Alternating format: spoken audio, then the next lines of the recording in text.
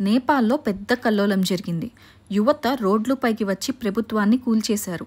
ఏమైందో సింపుల్గా చెప్తాను, లాస్ట్ వరకు చూడండి. ప్రభుత్వము ఫేస్బుక్, ఇన్స్టాగ్రామ్, యూట్యూబ్, ఎక్స్ లాంటి సోషల్ మీడియాని బ్లాక్ చేసింది. ఎందుకంటే అవి రిజిస్టర్ కాలేదని చెప్పింది. దీనివల్లే యువత చాలా కోపంగా మారింది. యువతకి అసలు ఎందుకు ఆగ్రహం వచ్చిందంటే, చాలా కాలంగా రాజకీయాల్లో అవినీతి, బంధుప్రీతి ఎక్కువ. రాజకీయ నాయకుల పిల్లలు విలాసవంతంగా బ్రతుకుతుంటే సామాన్య ప్రజలు మాత్రం ఉద్యోగాలు లేక, తినడానికి ఆహారం కూడా లేక బ్రతుకుతున్నారు.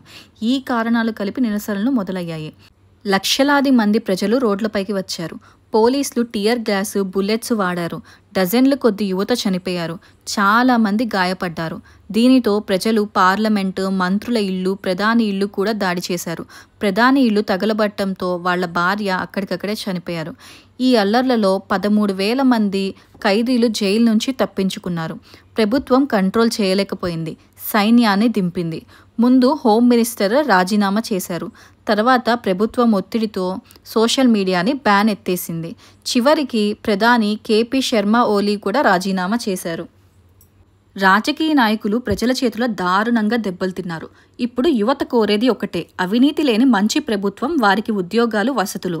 ఒకవేళ ఇలా మన దేశంలో కానీ జరిగితే మనం ఎలా స్పందిస్తామో కామెంట్స్లో తెలియజేయండి. అలానే నా ఛానల్ని సబ్స్క్రైబ్ చేసి, ఈ వీడియోని లైక్ చేసి, మీ ఫ్రెండ్స్ అండ్ ఫ్యామిలీతో షేర్ చేయడం మాత్రం మర్చిపోకండి.